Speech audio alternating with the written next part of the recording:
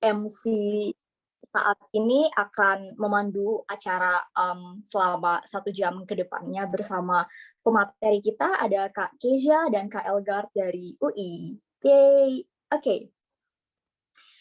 Pertama-tama saya ucapkan terima kasih banyak kepada teman-teman yang udah on time join dan sangat antusias, dan tidak lupa juga yang saya hormati pada pemateri dan rekan-rekan dari panitia yang sudah sangat bekerja keras, dan media partner yang sudah membantu promotion, dan beberapa IDS dari other university yang juga sudah memberikan tempatnya untuk memasukkan agenda ini kepada agenda di IDS-nya. Oke, untuk saat itu sebelum kita memulai ke pemateri, akan ada sambutan dari ketua pelaksananya, yaitu Jefta. Mungkin langsung saja aku kasih ke Jefta untuk membuka secara resmi. Silahkan. Halo, suaraku kedengeran nggak ya? Oke, pertama-tama, halo, selamat malam semuanya. Kenalin, pertama-tama kayak yang udah Mel bilang, kenalin namaku Jefta sebagai Ketua Pelaksana acara workshop ini. Sebelumnya, izinkan aku nyampaikan beberapa patah kata terlebih dahulu. Pertama-tama, terima kasih banyak buat kalian para peserta, buat antusiasme dan kehadiran kalian di workshop pertama Indonesia Debating Union ini. Kayak terima kasih banyak juga. Kemudian juga terima kasih juga kepada Kak Kezia dan Kyle Gard sebagai pembicara di workshop ini. Terima kasih buat waktu dan kesediaannya buat mau berbagi informasi dan insight ke kita semua di workshop ini. Juga tidak kalah penting, thank you juga ke teman-teman Indonesia Debating Union buat telah membantu terlaksananya acara ini. Kedua, aku pengen ucapin kalau semoga workshop kali ini bisa bermanfaat buat kita semua. Semoga harapan-harapan kita semua dalam mengikuti workshop ini bisa terpenuhi nanti. Sekian dapat yang aku dapat sampaikan atas waktu dan perhatiannya. Thank you and have fun di workshop ya. Aku kembalikan ke MC. Oke, terima kasih kepada Jefta atas pembukaannya. Mungkin sebelum kita secara resmi pula, kita akan ada sesi dokumentasi. Baik, panitia yang bertugas mungkin bisa diarahkan seperti apa. Nantinya akan ada beberapa slide, jadi teman-teman yang belum on cam, harap on cam dulu ya. Thank you. Halo, selamat malam teman-teman. Terima kasih untuk kehadirannya pada malam hari ini. Kini kita akan masuk ke sesi dokumentasi. Untuk itu saya mendorong dan saya mengharapkan teman-teman untuk bisa on cam karena akan sangat dibutuhkan untuk kebutuhan apresiasi nanti.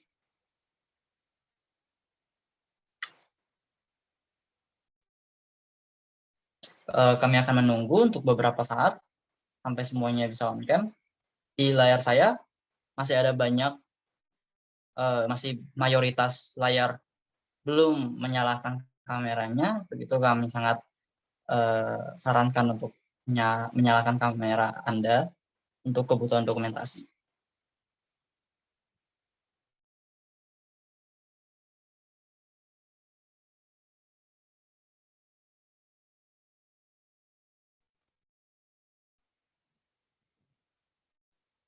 Baik, di tempat saya, di layar saya ada 11 slide. Untuk itu saya akan mulai langsung saja dari slide yang paling pertama. Kita mulai dalam 3, 2, 1. Oke, terima kasih. Sekarang kita akan masuk ke slide yang kedua. Bagi teman-teman yang ada slide kedua, silakan untuk bersiap-siap. Kita akan mulai dalam 3, 2, 1. Oke, terima kasih. Kita akan masuk ke slide yang ketiga. Bagi teman-teman yang ada slide ketiga, mohon untuk segera bersiap, karena kita akan mulai dalam 3, 2, 1. Alright, terima kasih. Sekarang kita masuk ke slide yang keempat. Di slide yang keempat, saya melihat ada beberapa teman yang belum menyalakan kameranya. Untuk itu saya menyarankan saya meminta untuk Anda menyalakan kamera untuk kebutuhan dokumentasi. Tidak akan memakan waktu yang lama kok.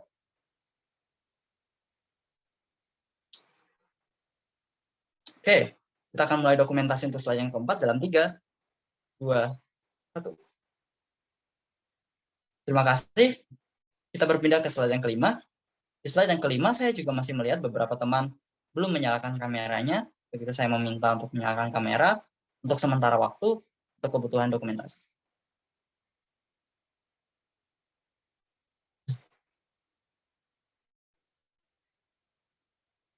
Baik, saya melihat beberapa mulai menyalakan kamera. Oke, kita akan mulai dokumentasi untuk slide kelima dalam 3, 2, 1. Oke, terima kasih untuk slide kelima. Di slide yang keenam, saya melihat masih ada yang belum menyalakan kamera.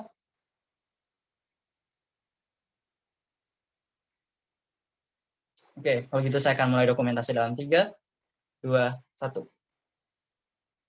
Untuk slide yang ketujuh, juga akan langsung saya mulai saja. Dalam 3, 2, 1.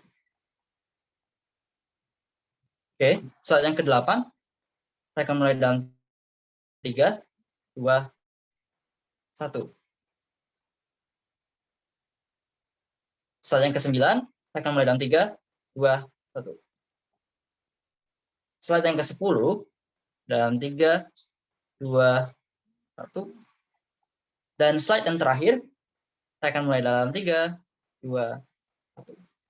Ya, terima kasih untuk MC. Saya kembalikan kepada moderator.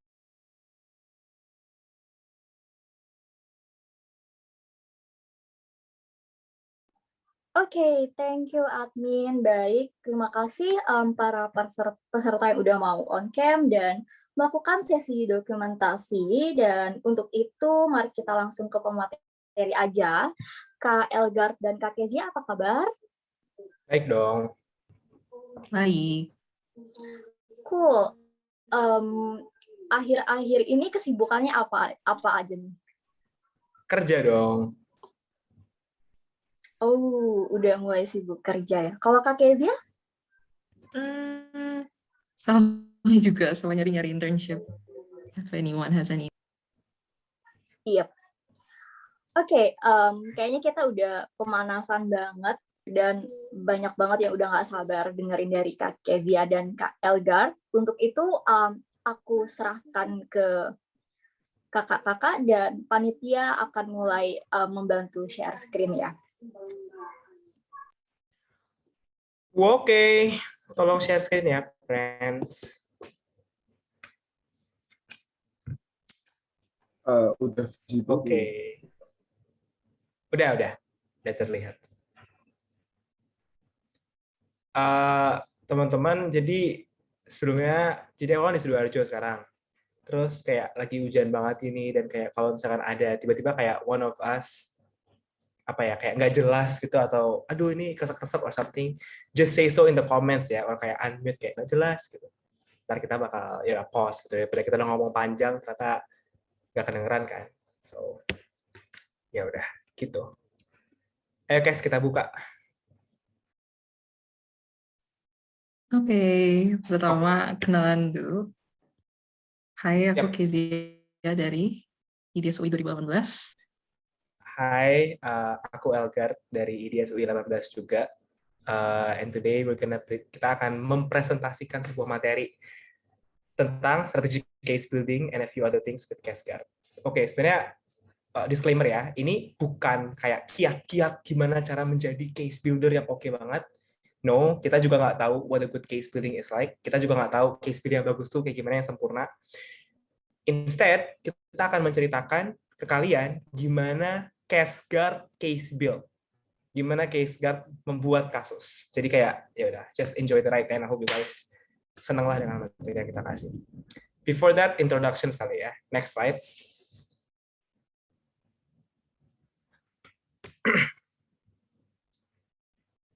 Oke.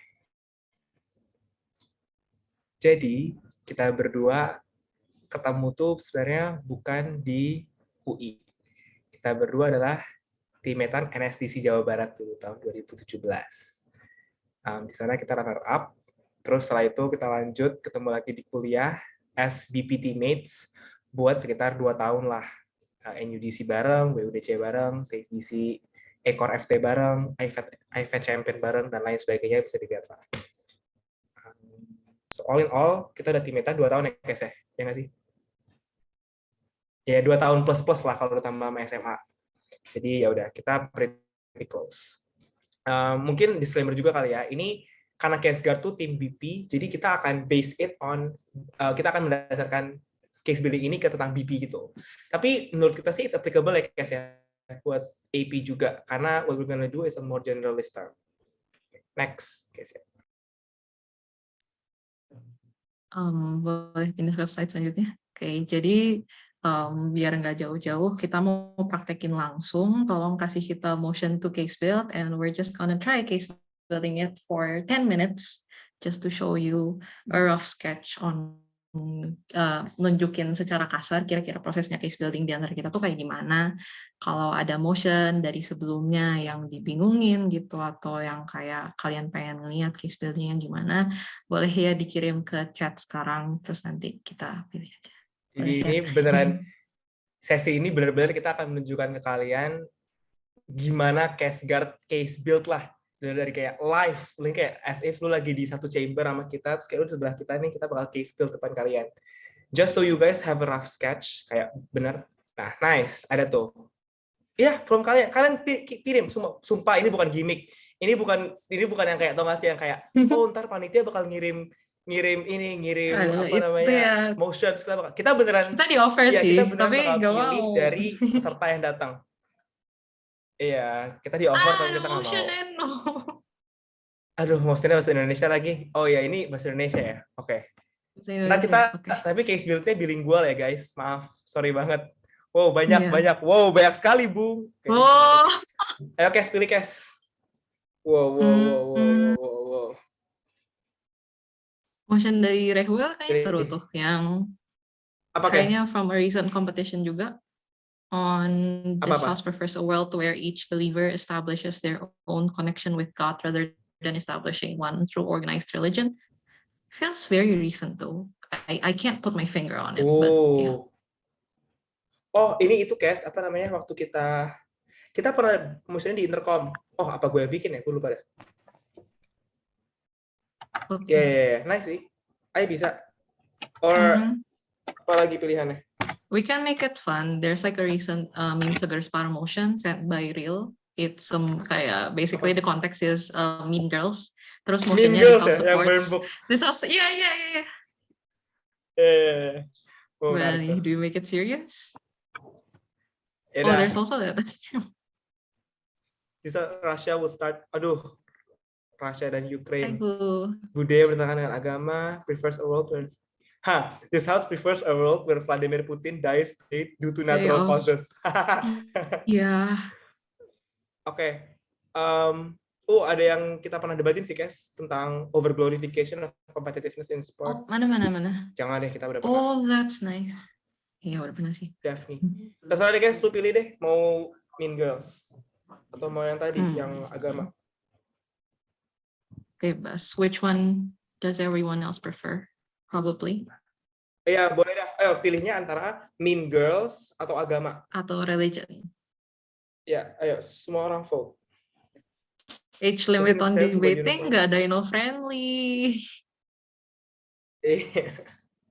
Wow, banyak. Banyak banget. Oh, Mean Girls, religion. kecepatan. Mean Girls, Jujur Mean I think. Girls sih, ya. Yeah. Lebih banyak orang Mean Girls. We're gonna discuss debating. We might as well make it fun. Okay, sure. Ya, dan kita habis International Women's Day. Oke. Ini disclaimer ya. Aku dan Kezia nggak ikutan MSS sebelum waktu this day. Kita nggak pernah debatin, kita nggak pernah case building sebelumnya. So kayak have to kayak, aduh ini mereka udah debatin sebelumnya. Enggak, sumpah. Kita belum pernah case build this. Tapi that assumes our case building sebagus itu. Tapi kayak ya udah, we'll see. Iya sih, bener sih. Tapi oke, udah panitia boleh share timernya ya. Sambil gue nyiapin kertas. Halo panitia. Thank you so much. Konteks panjang juga, Bu. Welcome.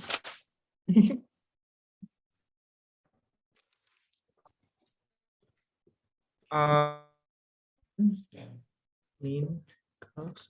Mean Girls is a very good movie. Film bagus, inlit, highly recommend. Iya. Bagus. Sangat feminis untuk masanya.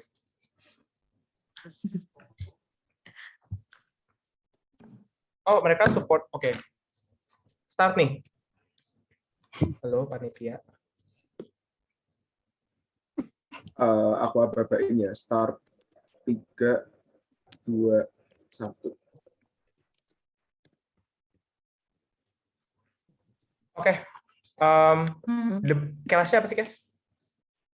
Berarti kita tuh cuma mau support rilisnya Burn Book. Berarti kita tuh defend a world di mana Burn Book itu ya udah kayak kita bisa milih Burn Book rilis atau nggak rilis kan? Iya. Berarti op tuh defending rilisnya jelek. Probably, iya, rilisnya jelek. Kayak yang biasa aja justification sama practical. Justificationnya menurut gue opposition, ini kedengaran nggak? Karena you are kind of lagging here. Tapi menurut gue opposition bakal bawa principles of privacy sih. Kedengaran. Privacy. Yang kayak ya udah people have a right to their own opinion, safe space, iya gitu. Consent, privacy, safe space. Tapi I think kita untuk itu kita harus define dulu nggak sih kayak debat itu set in the Mean Girl universe di mana ya udah the women are uniquely hostile to each other dan pada akhirnya tuh kita nggak debating in a vacuum, kita debat dalam idea bahwa ya udah the women are mean dan lain sebagainya, bahwa the catalyst to this was there was this kayak group of plastics yang rule the school dan with or without udah ada skirmishes yang happening gitu gak sih? Ya bisa. Oh. Berarti kalau gitu stance kita adalah with the trajectory of events yang terjadi dalam the Mean Girl universe, then it's better to have the book release di awal karena end game-nya adalah ya udah plastiknya bubar, girls have more genuine connection with each other dan ya udah kayak people jadi lebih upfront about what they feel with each other.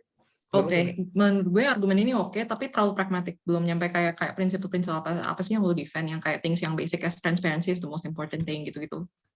More basic stuff, yang non-consequentialist ya. Oke, berarti the direct engagement to transparency, the direct opposition privacy adalah transparansi kan? Transparansi itu good karena tanpa transparansi apa yang terjadi? There's no trust, and people are not to be able to make informed choices. Ya, gitu. Oke. Informed choices itu bahasa Indonesia. Have enough.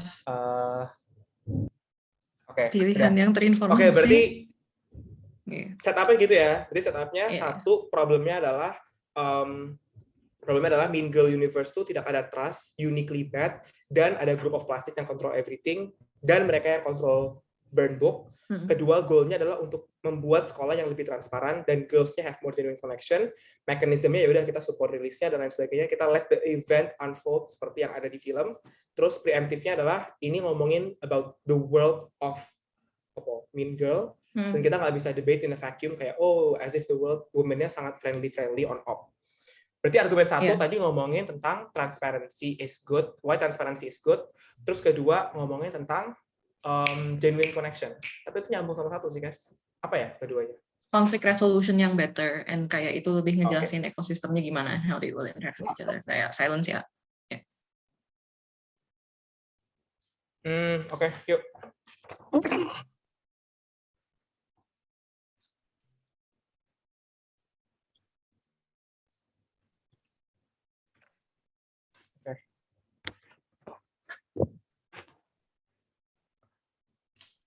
Guys, berarti impact-nya ke vulnerable actor-nya adalah on the comparative on op, itu op akan tidak ada Burn Book release, jadinya bandingin relationship kayak gimana, dan bandingin vulnerable actor itu udah women yang diomongin ini, yang biasanya underprivileged dan lain sebagainya, tidak akan come to light kan, mereka akan selalu live in a world of lie.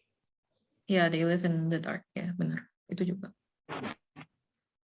Gue kepikiran for now kayaknya opposition tuh bakal ngomongin yang kayak the people writing this book were uneducated, mereka masih muda, frontal lobe-nya belum jadi, mereka belum siap untuk get the backlash. Tapi kayaknya lo harus lebih banyak emphasize on taking accountability and why it's something yang satu visible and dua important. Yes. Jadi ini karena itu high school situation, harus ada habituation, harus ada kebiasaan ya mereka untuk selalu kayak gini. Oke, udah aman.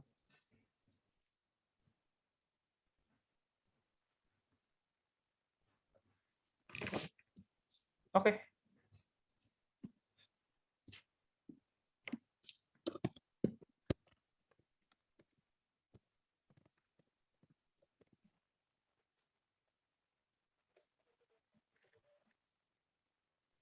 Mau ngecek dong terakhir tim identity kita jadinya apa buzzwordnya? Oke, gue udah bikin. Jadi tim identity kita, kayak kita ngomongin kenapa transparansi itu lebih penting. Transparansi itu penting untuk development of children gitu. Kayak building genuine connection, learning accountability, dan jadi pragmatic kita tuh reliant on, berdasarkan kepada cewek-cewek punya transparansi yang bagus ketika mereka di high school. Menurut lu gimana? Oke, transparency for development. Ya, that works. Oke. Nanti kasih search dulu ya. Aman. I think Udah guys. that's it. Udah, itu You jadi. can stop the timer now. Ya. Sudah. Gue udah nulis poin-poin yang bakal gue bawa, dan Kezia juga sudah menulis clash-clash yang akan dia bawa.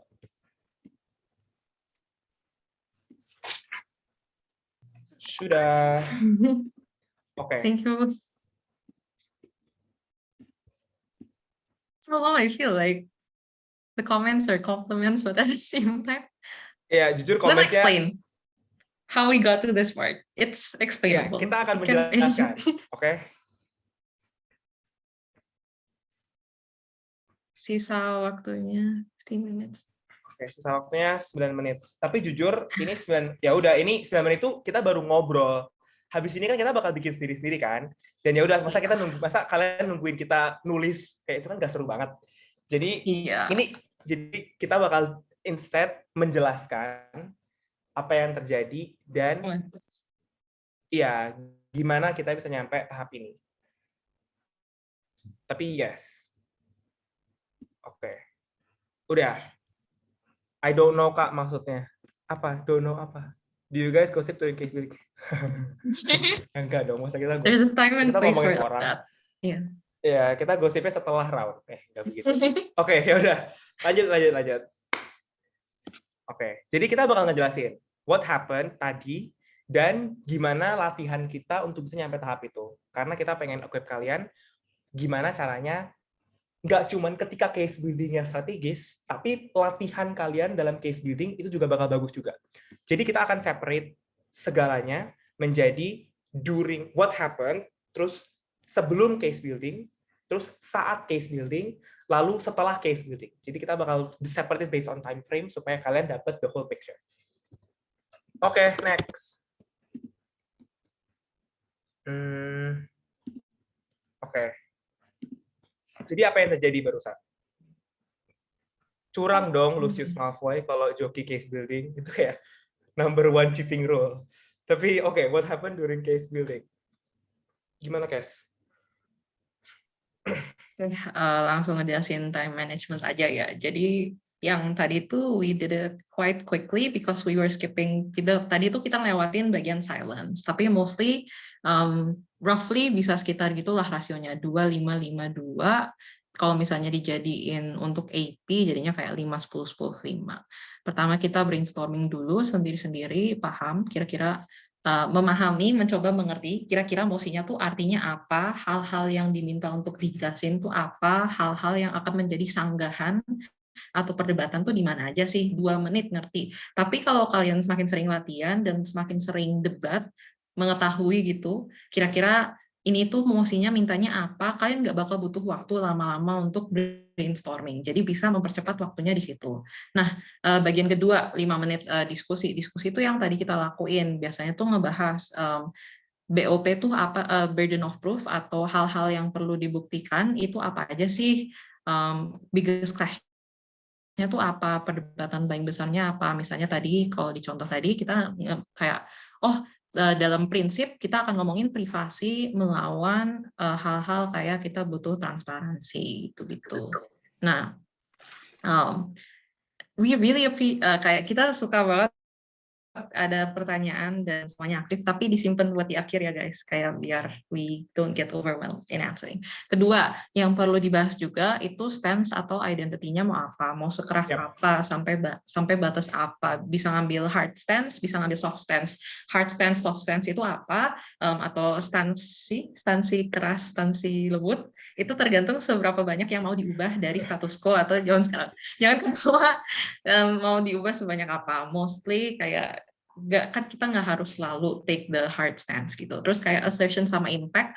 Nah, itu kayak cukup tahu aja kira-kira teammate kita atau rekan kerja kita ini tuh mau bawa apa sih biar kita nggak kaget-kaget banget. Tapi, dan ini yang kayak harus di point out juga untuk dibuat kesalahan pas lagi case building adalah bukan untuk recokin dan kalian tahu semua detail, semua isi, semua kalimat, semua kata yang dipakai oleh teammate kalian, tapi cukup assertion, impact. Kalian harus bisa percaya sama teammate kalian, terus kayak kemampuan mereka untuk buat speech sendiri, dan kalian juga harus ngebayangin sendiri. Oke, untuk bagian silence, do you want to explain, Gard? Just nambahin aja ya. I think assertion impact itu benar-benar kayak tadi yang kita lakukan. Kita cuma kayak, oke, Kezia ngasih aku, oke, bisa nih Gard kita bawa tentang frontal lobe misalkan. Oh oke, impact-nya berarti adalah frontal lobe tuh impact-nya melatih mereka untuk bisa accountable itu apa ya? Accountable itu kayak bertanggung jawab terhadap pilihan-pilihan mereka, tahu bahwa apa yang mereka lakukan tuh punya konsekuensi. Karena itu kan di dunia nyata kayak gitu kan. Tapi Kezia nggak perlu ngejelasin ke aku assertion-nya, kenapa nyambung gitu loh antara assertion dan impact-nya. Itu tugasku sebagai first speaker, sebagai rekannya Kezia untuk bisa mikir sendiri untuk kontribusi buat tim. Bener banget kesalahan tim yang menurutku timpang atau jelek adalah karena ketika kamu nggak percaya sama teammate-mu, akhirnya satu berantem karena kayak aduh gue pusing atau kayak ya udah kayak ketika dia nggak bawa sesuai yang kamu mau misalkan kamu kayak kalau nggak bawa sih apa yang gue kasih gitu kan jadi berantem atau kayak jadinya malah nggak efektif karena kamu jadi nggak bisa mikirin case-mu sendiri, kamu terlalu sibuk ngerecokin temanmu. Jadi penting banget guys, even if di awalnya kayak aduh dia jelek nih ngebawanya, ya udah biarin. Karena itulah gimana orang tuh bisa belajar. Kalau kamu nggak kasih dia waktu belajar, kamu akan selamanya harus nyuapin. Dan kalau kamu selamanya nyuapin, kamu akan selamanya nggak bisa develop. Jadi penting untuk ngasih waktu buat teman-temanmu belajar. Oke, silence. Kita akan bahas ini, tapi penting banget guys. Ini juga satu kesalahan case building yang menurutku case building jelek adalah case building ketika nggak ada momen sendiri-sendiri. Ketika semua orang harus ngomong terus-menerus, nggak ada waktu untuk fokus sama case sendiri, nggak ada waktu buat nulis, kamu akan biasanya case-nya akan tipis. Karena topik pembahasannya bakal itu aja, bakal satu misalkan. Jadinya nggak ada waktu untuk beneran, oh ya ada layer-layer ini loh yang bisa aku develop sendiri, oh ya aku bisa ngejelasin ini misalkan. Kasih waktu diam, karena ketika ada waktu hening ini, itu bisa ngebuat kamu lebih mikir lah intinya. Terakhir, final check adalah kamu sama teammate-mu harus kayak tadi yang Kezia ngomong, final check dong, tadi ada apa sih? Kamu bakal bawa apa aja jadinya? Ya udah, aku kasih aja final check, argumen-argumenku apa, stance-ku apa, dan lain sebagainya. Nah, extra time ini ya udahlah, kayak misalkan lagi pindah dari Zoom, dari breakout room ke Zoom, misalkan ya kamu bisa ke toilet, nambah-nambah note, arrange papers, gitu. Tapi ya intinya, untuk case building-nya, tadi yang terjadi adalah itu. Kita nanyain dulu BOP-nya apa, clash-nya apa. BOP itu kayak hal yang kamu perlu buktikan, terus debatnya tentang apa sih, apa yang diperdebatkan, terus baru identitas timnya apa, lalu assertion dan impact. Gitu sih. Oh ya, sama terakhir, aku dan Kezia itu percaya you have to know the rules before you break them. Jadi kamu harus ngerti dulu peraturan case building itu sakleknya apa, baru deh kamu bisa modifikasi lah sesuai dengan apa yang mau kamu, sesuai dengan teammate-mu dan lain sebagainya. Makanya ketika kamu latihan CB nih nanti sama teman-temanmu, kamu biasain misalkan kalau AP ya, kalau Asian Parliamentary, biasain 5 menit waktu diam, 10 menit diskusi, 10 menit diam lagi, 5 menit final check. Kalau BP, biasain 2 menit diam, 5 menit diskusi, 5 menit diam, 2 menit final check. Paksain aja. Paksain kalau misalnya kalian case building. Tapi jangan di lomba ya, kayak pas case building biasa gitu. Oke. Apa nih perdebatannya? Bahasa Indonesia, bahasa Inggris. Bahasa Indonesia. Wow. kalau ada bahasa, jadi ini salah kami terlanjur buat presentasinya bahasa Inggris, tapi kalau ada yang dibingungin, dikasih tahu aja kata yang mana yang bikin bingung ya. We'll do our best. Ya, nanti kita bakal coba translate lah. Next. Semua bingung. Sorry ya Jonathan Pardede. Next. Oke, jadi ini penjelasan sebelum case building. Jadi kita bagi jadi 3 bagian. Yang pertama tuh untuk sparring. Apa itu sparring? Sparring itu latihan dengan cara debat langsung. Nggak ada yang tadi yang bisa benar-benar untuk tiba-tiba ngerti teorinya case building gimana, terus mereka langsung secara sempurna. Jadi mau nggak mau kalian harus banyak-banyak turun latihan debat. Nggak harus dalam bentuk lomba untuk 1 sesi aja sama orang lain gitu, itu juga bisa kok. Nah, dan juga harus disesuaikan sama anggota tim kalian, sama partner kalian, karena tipe-tipe apa, tipe-tipe hal-hal yang cara mereka mikir, apa yang biasanya kelupaan, apa yang biasanya butuh diingetin, itu beda-beda, jadi disesuaikan sama teammate kalian gimana, tapi yang sama juga teammate kalian juga harus nyesuaiin ke kalian. Jadi kalau bisa kalian komunikatif, kasih tahu juga, hey gue suka lupa untuk membawa bagian sanggahan, atau untuk bagian setup suka lupa untuk bagian mekanismenya seperti apa, lupa digambarkan, nanti tolong diingatkan ya, itu harus bantu satu sama lain supaya ingat pada hal-hal spesifik aja. Jadi nggak mungkin dalam 1 sesi debat itu susah untuk tiba-tiba dalam 1 sesi argumentasinya, strukturnya, sanggahannya, tiga-tiganya semuanya jadi lebih baik, tiba-tiba sempurna, tuh nggak mungkin. Jadi dalam setiap sparring session atau dalam setiap pelatihan pertemuan dengan tim lain, latihan perdebatan, kalian harus nentuin dalam sesi ini aku mau ngebenerin apa. Kalau mau ngebenerin argumen, ya fokus di argumen, tetap lakuin yang lain juga, tapi nanti tanya ke orang-orang, tadi specifically bagian argumenku jelas atau enggak, atau secara spesifik bagian sanggahanku jelas atau enggak, strukturku bagaimana gitu, harus ditanyain. Dan karena kalau kalian nentuin terlalu banyak goal untuk 1 kali sparring session, itu tuh bakal kalian merasa overwhelmed sendiri, merasa kewalahan dan terlalu banyak beban, nanti ujung-ujungnya jadi terlalu capek untuk lanjut, kayak debat menjadi sesuatu yang susah gitu. Nah, terus akhir gimana nih caranya? 1, sekarang tuh di Indonesia sendiri udah banyak inisiatif untuk sparring-sparring, shout out, suka banyak kayak meme seger spar, setahu aku juga ada banyak kayak Indonesian Debating Union ini mungkin kalau mau ngadain sparring session, tapi kalaupun kalian malu untuk tiba-tiba join di grup-grup kayak gitu, boleh untuk ngedatengin pendebat lain dari universitas lain yang kalian kenal, terus tawarin, tapi tawarinnya kalian juga harus ngomong baik-baik, kayak hai, aku ini dari universitas ini, kenal, aku mau ngadain sparring session tanggal segini, jam segini, isinya orang-orangnya ini, apakah berminat untuk join gitu. Jadi kayak ya udahlah, kayak dari boleh nanya ke orang-orang, tapi disampaikan dengan sopan yang begitu ya. Nah, terus selain kita sering-sering latihan debat, sparring session, sesi sparring gitu, kita juga riset. Ini matter banking ya. Jadi ada tiga jenis riset yang kita suka ya. Pertama adalah matter banking. Matter banking ini jadi kita mungkin tunjukin aja kali ya, Kes ya, matter bank kita, atau gimana? Boleh ya? Oke, aku share screen deh. Bentar.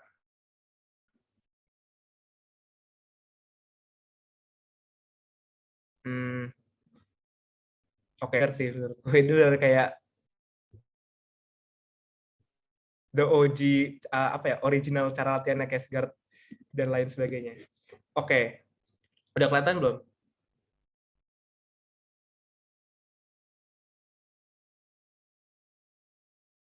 Kelihatan. Udah Bang, kelihatan. Oke. Jadi gimana ini kita tuh namanya matrix. Ini sekarang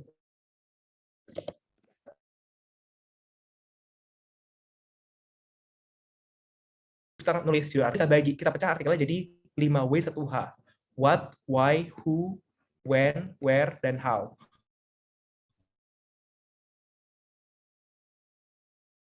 siapa, mengapa,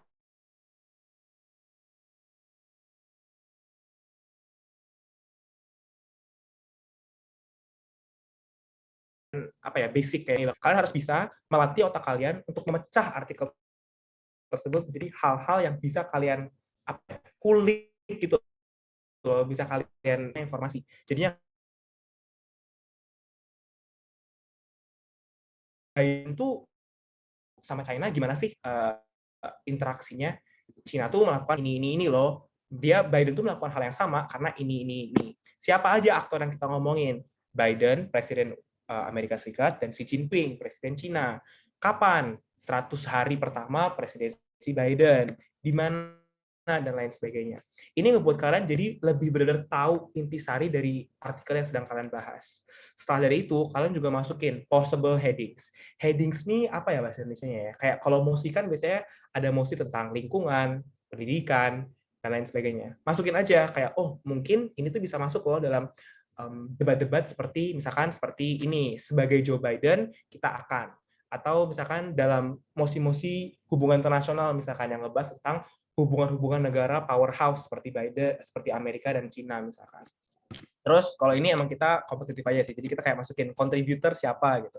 Dan ntar kita kayak bisa guilt trip satu sama lain kayak aku udah bikin nih, kamu kok nggak bikin sih, gitu-gitu lah.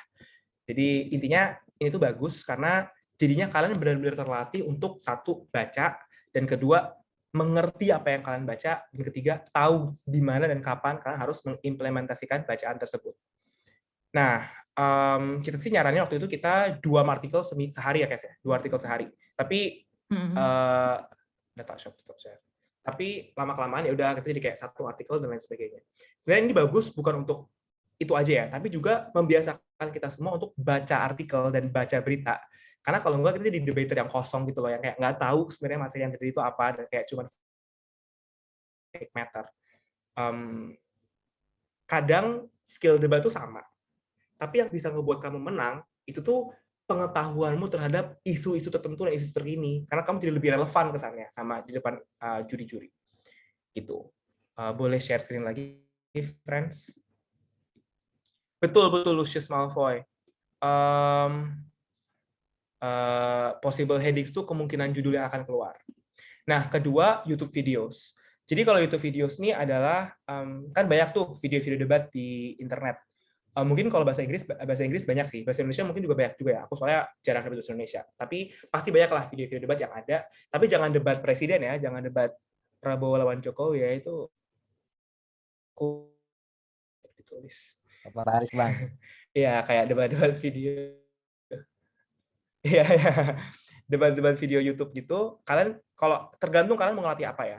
Pertama adalah kalian bisa nulis noting down arguments, kayak argumen apa yang menarik. Jadi kayak misalkan ada yang misalkan kalau di tempatku kita nonton debatnya Kara sama final Alsa misalkan, yang Kara lawan Romario. Ya udah, aku suka pakai argumen-argumen di video YouTube tersebut.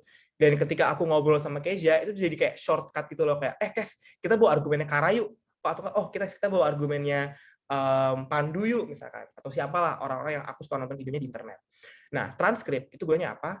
Jadi kayak ketika aku mau melatih time management ketika dalam speech, atau aku mau melatih misalkan struktur, aku bakal bikin transkrip tuh kayak debatnya orang, itu dibikin kayak word gitu loh yang panjang banget gitu. Word per word, kata per kata apa yang mereka omongin.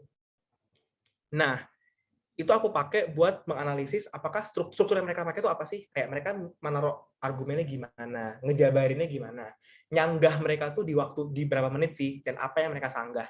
Itu jadinya aku bisa ngebaca, dan aku bisa kayak nyamain sama speech yang aku kasih juga. Ketiga, baca framework dan struktur. Ini banyak banget artikel-artikelnya, kayak struktur-struktur, contoh kayak cara berpikir komunisme atau cara berpikir neoliberalisme. Itu kamu baca aja, itu kan bukan berita kan, itu materi pembelajaran. Kamu baca aja supaya kamu tahu ketika ada debat yang membahas tentang nilai neoliberalisme atau neokolonisme atau apapun itu, kamu ngerti. Itu doang sih. Nah, terakhir, Kes. Terakhir itu belajar tentang peraturan-peraturan yang biasanya di debat, Di antaranya tuh mengetahui jenis-jenis emosi. Jadi aku juga sempat dengar ada kasus beberapa waktu lalu ada orang-orang yang protes karena burden of proof atau beban pembuktian dari sebuah emosi itu beda dari yang mereka pahami gitu. Jadi harus tahu misalnya dewan ini sebagai X akan melakukan hal tertentu sama dewan ini percaya bahwa X sebaiknya bla bla bla bla, itu tuh beda bebannya. Kayak yang satu tuh harus sesuai dengan interest atau keinginan, goal, visi misi dari X, yang satu tuh tentang apa yang baik untuk semua orang. Jadi nggak cuma terbatas pada kepentingannya X, tapi kepentingannya orang-orang secara general. Nah, tipe-tipe emosi itu banyak, dan kayaknya untuk kita bahas di dalam waktu 30 menit ini atau sejam ini itu nggak bakal cukup. Tapi pembacaannya tuh harusnya bisa dilihat dari misalnya debating guide yang diberikan dari KDMI atau NUDC gitu, itu biasanya dibahas sama ekor, jadi sama ketua juri. Jadi bisa diperhatikan ya di presentasi-presentasi seperti itu, tapi harus diperhatikan pokoknya beban pembuktian yang diminta dari mosi ini tuh apa. Jadi kalian tahu hal-hal yang nggak penting untuk diomongin tuh apa. Kedua, juga penting untuk tahu tentang role fulfillment atau pemenuhan peran dari seorang pembicara dalam kelompoknya. Jadi misalnya untuk pembicara pertama, khususnya kalau misalnya jadi tim pembuka, tim opening dalam BP, itu penting untuk ngebawa definisi yang jelas dan mekanisme yang jelas tentang apa yang mereka pengen dari mosi itu, setupnya latar belakangnya seperti apa, dan seterusnya. Itu jangan sampai ketinggalan. Jadi role fulfillment tuh apa aja, atau enggak di pembicara terakhir, pembicara web, pembicara ketiga, atau di debat 3 lawan 3, atau pembicara keempat di sebuah bench, itu harus hati-hati jangan membawa materi baru atau new material, karena itu tidak akan dihitung oleh dewan juri karena dianggap terlalu terlambat untuk disanggah oleh tim-tim lainnya. Jadi hal-hal seperti itu tuh sebetulnya cuma peraturan-peraturan debat yang umumnya ada, tapi kalau kalian hafal maka timnya akan terlihat lebih lengkap dan lebih relevan aja di matanya dewan juri. Jadi itu persiapan sebelum case building. Kalau harus disingkat, 1, latihan melalui debat secara langsung, 2, riset untuk matter, untuk materi dari perdebatannya, terus ketiga, lebih hafal aja sama peraturan-peraturan debat tuh kayak apa. Boleh dipindah ke slide selanjutnya. Oke.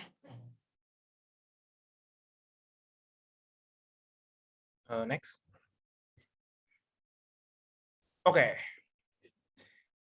Sekarang kita akan membedah apa yang kita lakukan saat tadi habis kita diskusi, kita kan bakal sendiri-sendiri tuh diam nulis. Nah, sebenarnya tuh ngapain sih orang-orang ini? Nah, ini kita bakal bagi Elgard dan Kezia ya.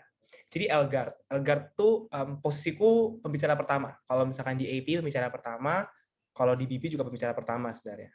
Ya, BP dan AP pembicara pertama lah. Nah, aku ngelakuin 2 hal sebenarnya, yaitu bikin setup dan bikin argumen.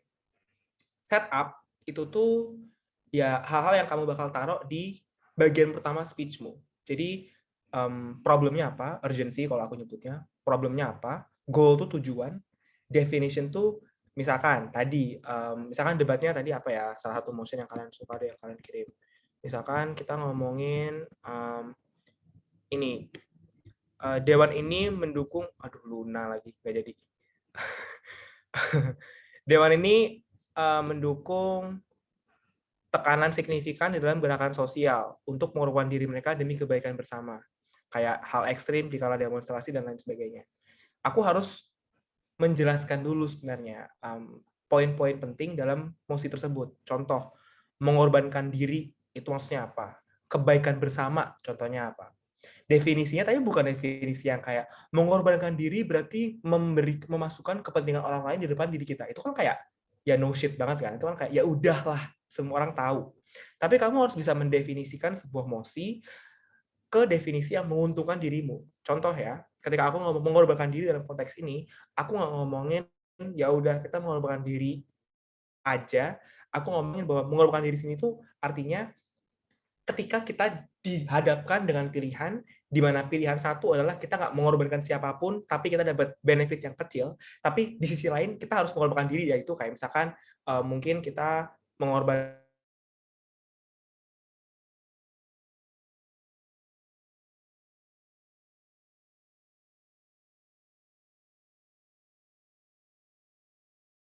kita, atau mengorbankan kayak ya udah membutuhkan lebih banyak tenaga dari orang kan. Tapi selama ujungnya akan lebih banyak, kita sebagai movement, sebagai sebuah gerakan akan selalu memilih hal tersebut dibandingkan hal lainnya. Jadi aku udah nge-set debatnya nih, bahwa debatnya tuh akan ngomongin perbandingan antara pilihan A dan pilihan B.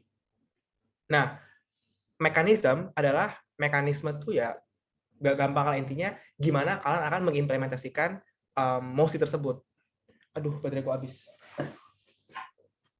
Oke, salah satu contoh mekanisme adalah ya udah kalau dalam hal ini, oke, kita akan sosialisasi, misalkan akan menjelaskan siapa aja aktor-aktor yang akan terlibat misalkan, dan kita ngomongin gimana nanti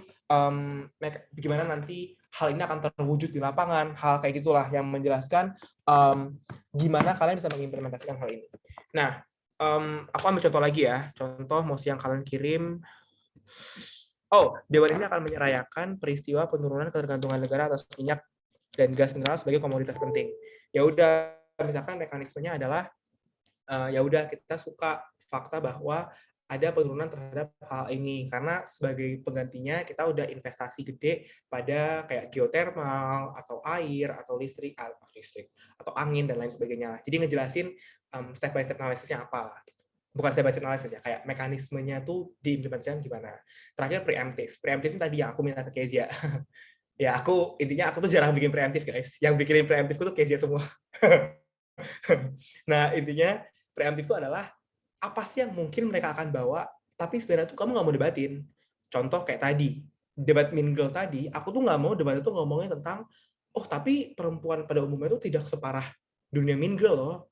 Aku mau preempt itu dengan bilang, ya udah aku nggak peduli. Yang aku peduli adalah kita lagi debatin tentang Mean Girl, tentang dunia Mean Girl. Jadi kita harus ngomongin tentang Mean Girl aja. Semua argumen yang dari tentang debat yang bukan Mean Girl nggak penting. Makanya aku preempt dari awal. Nah, kalau argumen, ini strukturku ya. Ini struktur yang aku selalu pakai, itu ada 5 hal. Pertama adalah urgensi. Jadi ini kalian ngejelasin apa yang sebenarnya terjadi di dunia. Contoh, kalau tadi aku ngejelasin di Mean Girl tadi, aku ngejelasin bahwa perempuan-perempuan di Mean Girl itu sekarang tuh hubungannya tidak transparan karena mereka ya udah terbiasa untuk fake the relationship, memasukkan hubungan mereka kayak bergaul dengan orang yang sebenarnya mereka nggak suka dan lain sebagainya karena mereka pengen populer misalkan. Nah, likelihood itu adalah kemungkinan itu terjadi.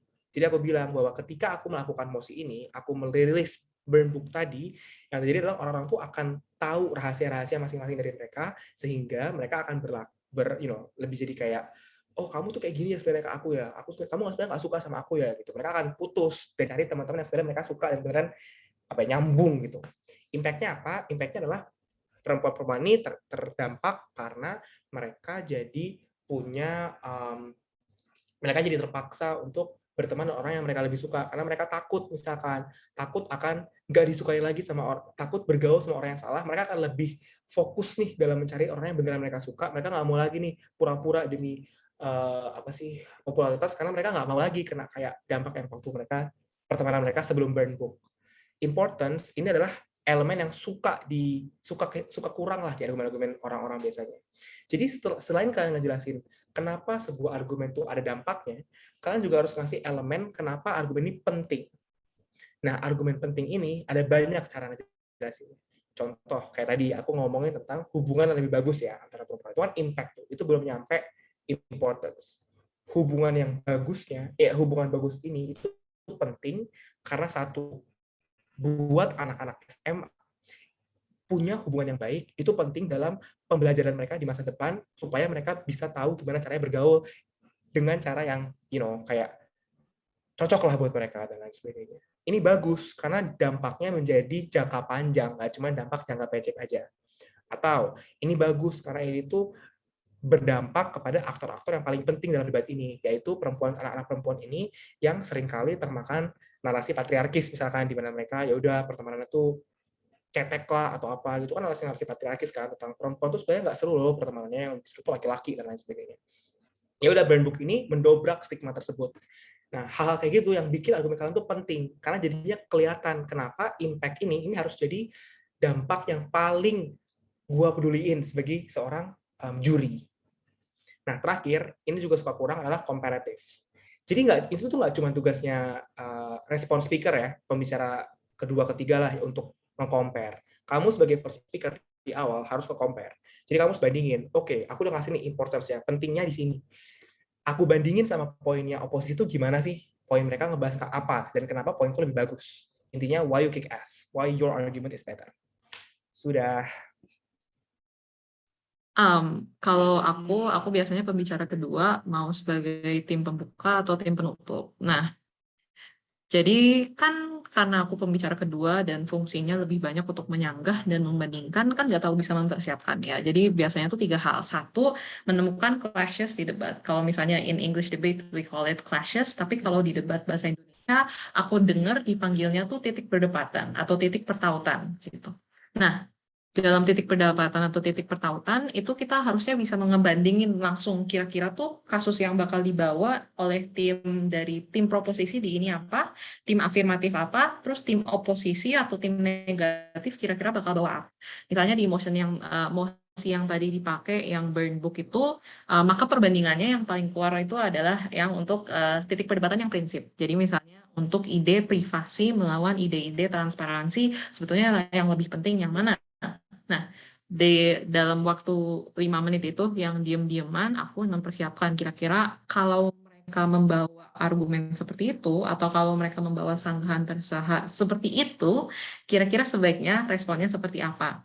Tapi yang perlu diingat juga, dan kalau bisa distabiloin, itu mereka mungkin, tapi timnya tuh nggak akan selalu 100% sesuai dengan yang kita tebak bawanya apa. Mungkin mereka akan bawa kasus yang bagus, yang bahkan nggak kepikiran sama kita, atau mereka ngebawa kasus yang ternyata nggak ada hubungannya sama emosinya. Jadi jangan terlalu ngarep, kita siapin aja minimal. Nanti kalau mereka bawa kayak gini, responnya kayak gini, tapi nggak usah ditulis dengan lengkap, dengan detail gitu. Kedua, itu kan tadi ada disebut preemptif atau hal-hal yang dapat disiapin sebelum sesuatu terjadi. Nah, kita tuh udah harus tahu, karena kita adalah devil's advocate dari pembicara pertama kita atau orang yang harusnya ngebenerin dengan cara kita sendiri juga yang menyatakan kalau ini ada yang unmute kah? Oke, sorry. Kalau misalnya nanti ada serangan terhadap kasus pembicara pertama kita, misalnya mereka mempertanyakan likelihood, mereka mempertanyakan konteks, itu nanti itu sebaiknya gimana? Nah, itu kita ngebuatin responsnya duluan dan langsung kita tanyakan kepada, langsung diberikan kepada pembicara pertama. Jadi kalau bisa, kalau kita ada concern nih, nanti sepertinya mereka menyanggahnya seperti ini, nanti kayaknya responnya kayak gini. Kalian harus pikirin dulu baik-baik, kira-kira responnya terhadap sanggahan itu apa, baru dikasih ke pembicara pertama. Jangan ngasih pertanyaan doang ke pembicara pertama, tapi nggak dijelasin kira-kira jawaban dari pertanyaan itu tuh apa. Gitu. Bagian apa ya yang ini? Yes, I don't understand at all. Nanti ya kita bahas bareng-bareng. Hopefully we'll have enough time. Semoga nanti ada cukup waktu. Terus yang terakhir itu untuk framing, kalau misalnya dalam debat British Parliamentary yang ada 4 tim. 4 tim ini kan bisa jadi tim pembuka proposisi dan tim penutup proposisi argumennya mirip-mirip kan. Jadi harus bisa ingat identitas timnya tuh apa dan menyiapkan framing atau sebuah gambaran, sebuah analisis tambahan kenapa kontribusi dari timmu tuh yang paling penting dan paling bagus. Kenapa itu sesuatu yang harus menang?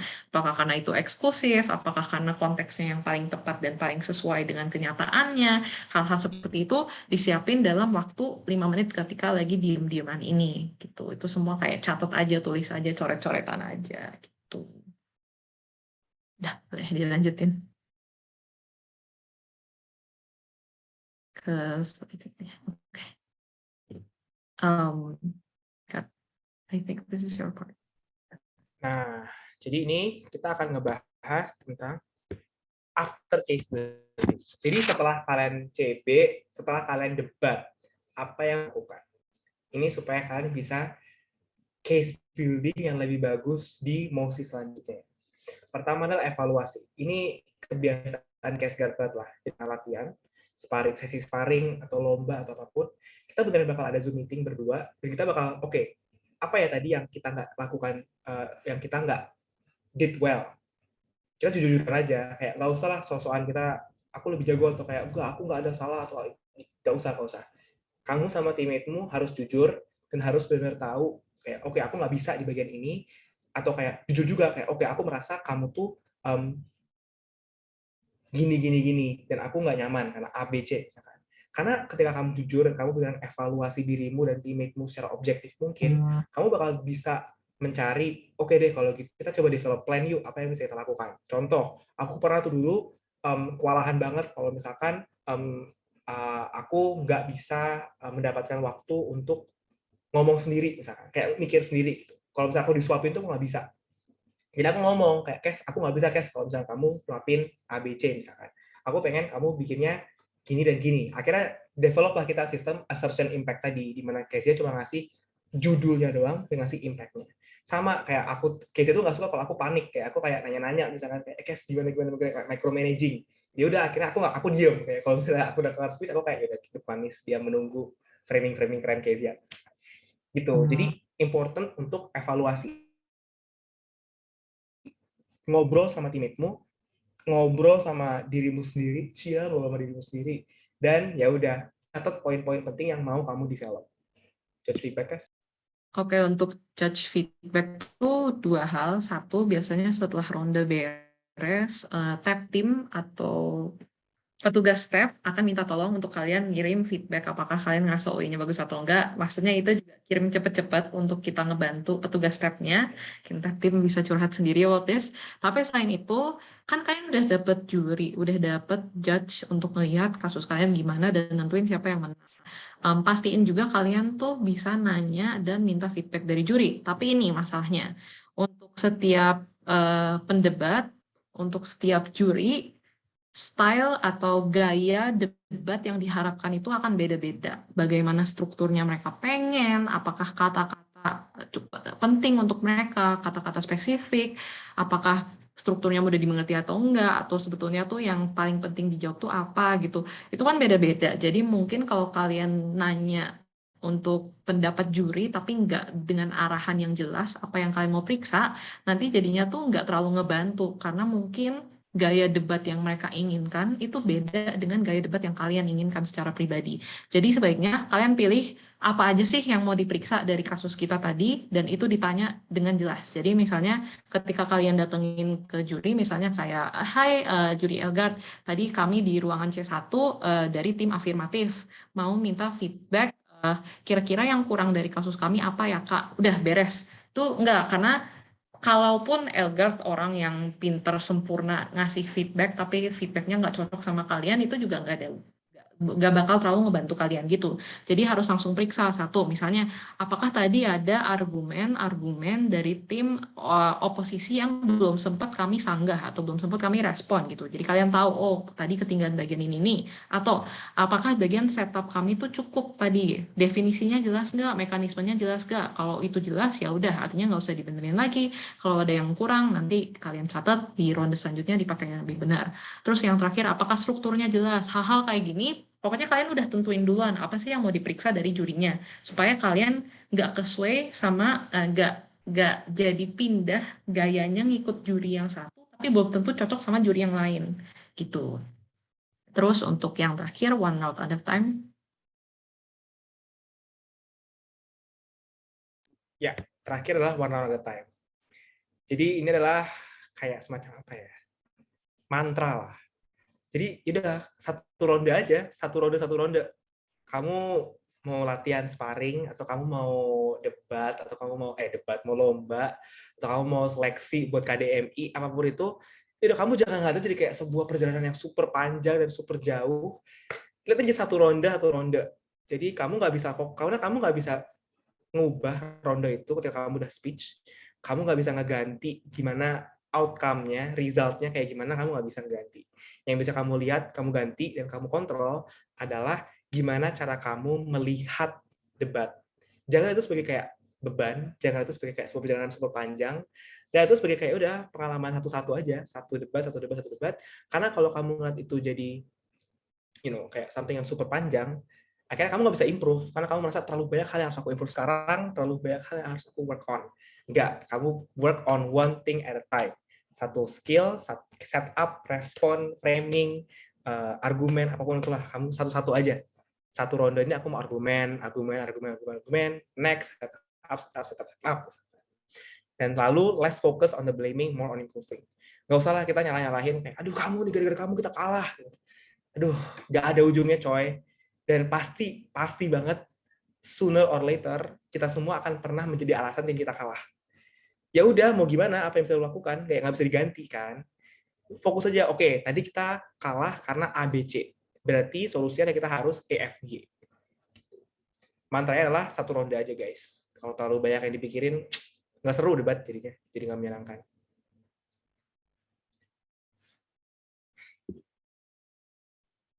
Nambahin juga, kadang kalau kita menang, kita terlalu senang, terus jadinya terlalu pede di ronde selanjutnya. Jadi kita nggak merhatiin hal-hal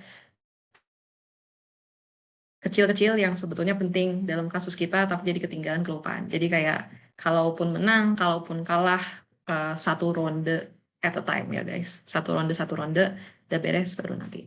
Tapi ya, untuk pembahasan sebelum dan di saat dan setelah case building itu dari kami. Terus kayak pasti ada pertanyaan dari teman-teman mungkin yang belum terlalu familiar atau belum terlalu kenal debat. We'd be happy to answer your questions now. Kita bisa jawab pertanyaannya sekarang, mungkin bisa pindah ke Q&A session, tapi kayak sedikit aja sebelum Q&A session, boleh dipindah ke slide selanjutnya. Jadi aku sama Elga nanti jadi pembicara di acara IDSUI namanya TRAP. Dan kita di situ dapat kelas sendiri-sendiri. Kalau teman-teman sibuk sempat datang ya untuk jadi ikut di kelas-kelasnya kita. Nanti semua profit dari acaranya akan disumbangkan ke acara lain. Jadi kalau mau aja, kalau ngerasa kelasnya helpful. Kalau enggak, ke coach yang lain ya. Ya, ada coach-nya banyak banget. Ada Indi, ada Judah, ada Cia. Cia. Banyak lah pokoknya. Dan judul kita, sumpah, kita semua tuh kompetitif ya. Jadi kita tuh semua, ya, jadi kita semua kompetitif pengen bikin materi paling seru gitu loh. Kayak, ya udah lo kompetitif banget lah intinya. Jadi, please come. It's in bahasa Inggris, it's in English. So, maaf buat teman-teman mungkin kalau misalkan nggak, ya udah kayak terhalang bahasa, sorry, tapi sesi nanti akan bahasa Inggris dan we'll talk about specific things, nggak kayak kayak misalkan aku ngomongin metode, Kezia ngomongin respons misalkan. Jadi super fun, insightful, please come ya. Thank you semua.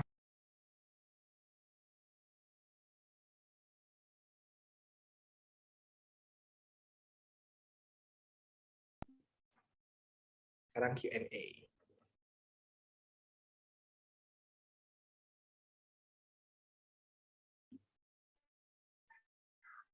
Oke guys, karena saat ini udah sesi Q&A, jadi teman-teman langsung aja drop di komen untuk Q&A-nya. Udah bisa kah ini komennya? Wait. Mungkin panitia bisa di-enable lagi buat Q&A. Dibuka kayaknya komennya harusnya. Iya. Sudah, Kak. Apakah bisa teman-teman?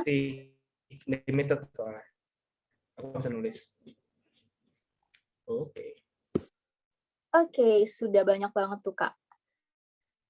Ada dari Marvel, Nicholas, Jerome. Mungkin dari Kak Casgard-nya bisa dipilih-pilih aja dulu mana yang paling kayak expert dan perlu banget dijawab dan sangat kepake gitu dalam case building ini.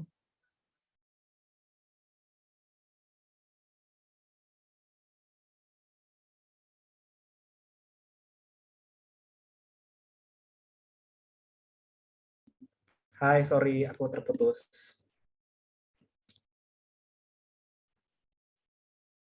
Halo, Oke. Oke. aku udah balik belum sih? Ini sorry banget. Udah balik, kedengaran. Oh, oke. Sorry. Wow, banyak ya pertanyaannya, Bu. Banyak ya. Ini kita drop aja dulu Q&A-nya dengan waktu yang ditentukan. Nanti kalau udah bakal udah di close gitu aja ntar ini kolom chatnya. Jadi teman-teman Oke, jadi bisa ini kita langsung pilih atau gimana? Iya, nanti Kakak Elga dan Kezia bisa pilih-pilih dulu, tapi teman-teman yang lain bisa drop sekarang. Kalau nanti sudah tidak bisa komen lagi, artinya pertanyaannya udah close karena udah banyak banget gitu. Thank you.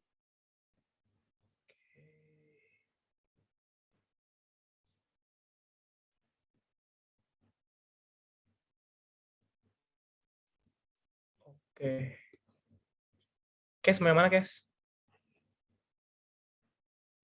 Karena kita diundangnya for case building, I think it's appropriate bahwa kita pilih pertanyaan yang directly relate ke case building dulu. Kayak, I think kita seneng banget jawab pertanyaan-pertanyaan yang spesifik terhadap speaker role, kayak untuk pembicara pertama gimana, untuk deputy gimana gitu. Kayak, tapi I think mungkin nggak sesuai sama topik hari ini ya. Jadi satu-satu dulu. Tapi tadi tuh ada yang nanya, sebetulnya tuh nanyanya udah dari pas lagi presentasi. Ini ada pertanyaan tentang what if during case building ada motion yang kita sama sekali nggak ngerti gitu, like an IR motion, what's your tips to handle the situation? Karena I think it's important to address, karena kita juga sering.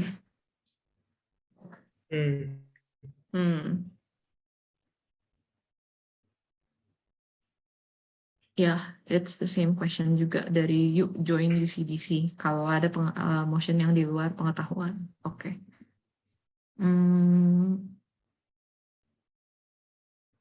Materi di-share di WhatsApp soon ya.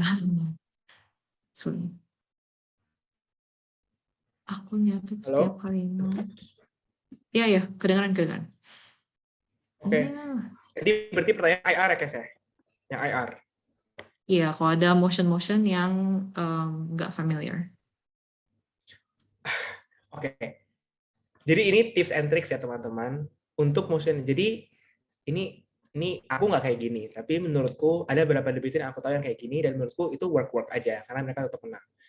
Kalian harus membaca IR tuh sebenarnya tuh jangan aku nggak jadi ngomong itu. Yang aku mau ngomong adalah IR tuh cara gampang untuk menang itu ya baca sebenarnya.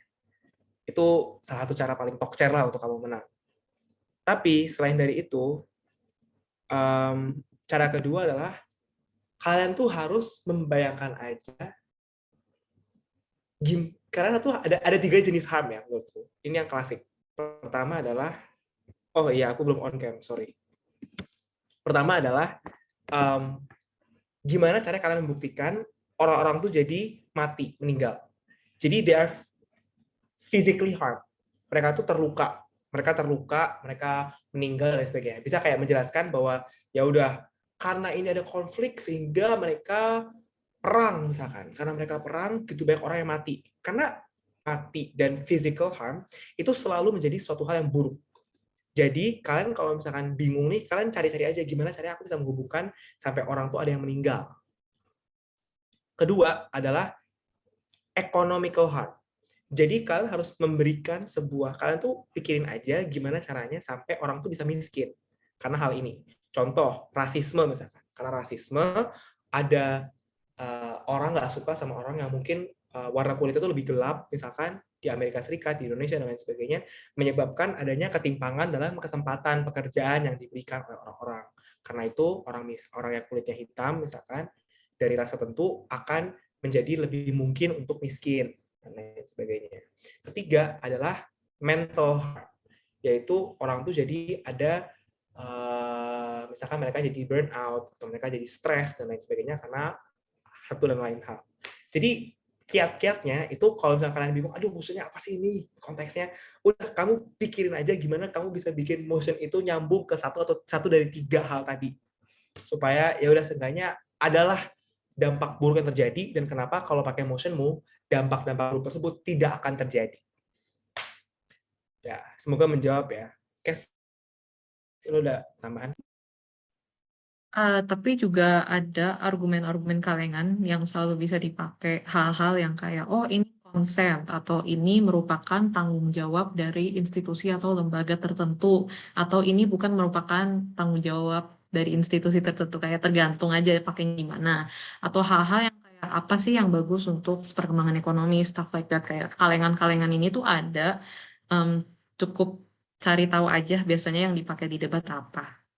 Gitu sih kayaknya. Tapi kalau emang udah nggak tahu banget, gini, biasanya Ekor akan menyediakan waktu untuk kalian bertanya tentang motionnya. Tapi kalau kalian mau bertanya tentang motionnya, kayak dikasih waktu kan, kayak okay, any questions on the wording of the motion? Apakah ada pertanyaan tentang kata-kata yang dipakai dalam mosi-mosi tersebut gitu. Nah, kalian nanyain harus spesifik, jangan kayak minta kasus kayak kalau gitu ini posisinya bawa apa, atau enggak contoh kasusnya apa ya, tapi langsung tanya kira-kira artinya wording ini apa, kira-kira artinya kata ini apa gitu. Dibuat sejelas mungkin di waktu yang dikasih, jangan kalian kayak aduh panik terus kayak nyoba langsung lanjut ke case building, di tengah-tengah case building aduh tuh nggak ngerti, ya udah deh coba tanya di tengah-tengah case building baru nanya Ekor. Nah itu satu, biasanya Ekornya juga nggak bakal jawab karena mereka udah sibuk dengan hal lain atau kayak udah terlambat aja, kayak waktunya sia-sia 7 menit awal. Jadi dari awal langsung tanya ke Ekor sejelas mungkin biar kalian ngerti motionnya tuh gimana, wordingnya apa aja minta. Hopefully ini ngejawab untuk pertanyaan yang tentang kalau ada motion yang tidak dapat dimengerti gitu. Yap. Oke, Boleh next. di-confirm. Next, Oh, iya. is there any viable ID challenge? Ini. Sorry. Have you ever feel any tips to have a good chemistry with your teammate? Ini kayak ngomongin case building juga deh. Penting. Penting. Ya, aku sih percaya penting ya. Karena chemistry itu tapi sebenarnya sangat apa ya, abu-abu sih termnya. Tapi menurutku chemistry itu nggak langsung dapet, tapi dibangun. Makanya tadi kita jelasin kan, ada kayak tips kiat-kiat untuk kamu membangun chemistry dengan cara ya udah kamu sering-sering case building bareng, sering-sering punya matter bank yang sama, ngobrol, evaluasi. Itu tuh cara-cara juga gimana kamu tahu teammatemu mikirnya gimana, dan dia jadi tahu kamu mikirnya gimana. Jadi kamu kebangun deh tuh chemistry-nya, tahu deh oke, dia suka gini loh. Sementara aku suka gini, cara nyambunginnya gimana. Jujur kita sih percaya practice makes perfect sih. Sering-sering mungkin kalian latihan bareng, ya bakal kebangun juga chemistry-nya. Oh, sama ini, jangan ego. Jangan sombong lah, kayak ya udahlah, you satu tim, gak usah sosokan lah, kayak udah diem-diem, kayak udah respectful terhadap satu sama lain. Chemistry bakal kebangun later. Ada tambahin, Kes? Pertanyaan lain apa, Kes? Pertanyaan yang mirip nih ada yang tentang being nervous, and I think generally, bentar, tadi ada wordingnya. Have you ever felt nervous or scared before you talk? How do you overcome that fear? And unless kayak maybe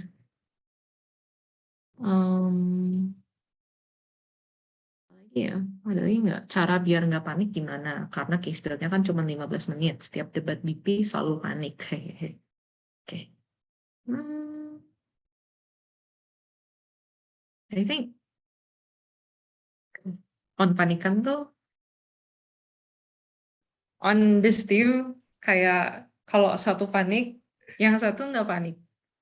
Yeah. Someone has to stay grounded in the team. Yeah. Jadi kayak kalau misalnya gue lagi panik mau ngomong jadinya yang kayak kalem terus kayak yaudah kayak we'll discuss the motion gini baiknya gimana gitu. Tapi kalau misalnya yang panik then it's my job gitu. Tergantung aja tipnya gimana. Tapi kayak panik atau enggak itu kan pasti definitely happen kan. You think of the worst case scenario banget. Usually it's just kayak losing one particular round atau enggak kayak lu enggak proceed in that elims gitu, kayak you decide how much you want it, and if you remember why you were debating in the first place, probably harusnya itu enough of a motivation. Tapi also part of the reason kenapa untuk tidak panik adalah lu harus membiasakan diri untuk debat. Jadi 15 menit untuk kita pas awal ketika 2020 gitu, pas kita pertama banget pindah dari AP ke BP gitu. Ada kayak Elgar ini baru hiatus, terus gue juga biasanya turunnya lomba yang 3 lawan 3 rather than 2 lawan 2 lawan 2 lawan 2. Pasti panik lah untuk dari 30 menit jadi 15 menit atau dari yang jarang turun jadi 15 menit. Nah, semakin sering kita turun tapi kayak semakin banyak lomba, semakin banyak latihan sama coaches masing-masing atau ikutan sparring yang ada di Memes the Girl Spar gitu. Lama-lama 15 menit tuh jadi kayak oh lama juga ternyata gitu. Kayak yang tadinya kita nggak bisa 15 menit, ujung-ujungnya tadi 5 menit terus kayak masih ada waktu sisa gitu. Dan kenapa sih semakin kalian sering lakuin semakin nggak panik? Karena kalian udah hafal, udah tahu gitu. Apalagi kalau misalnya kalian nggak ansos gitu ya, kayak kalian kenalan sama tim-tim, kayak make friends with other debaters, kalian bakal lebih senang masuk ke ruang debat dan gak nervous karena anjay ini kayak lawan teman gue nih, kayak kita lihat siapa yang kasusnya lebih bagus kali ini gitu. Kayak some of us really like challenging our friends in debate, apalagi kalau kita ketemu di place dalam satu chamber, it becomes friendly banter, kita jadi semangat gitu. Kayak that's also one of the ways you can overcome.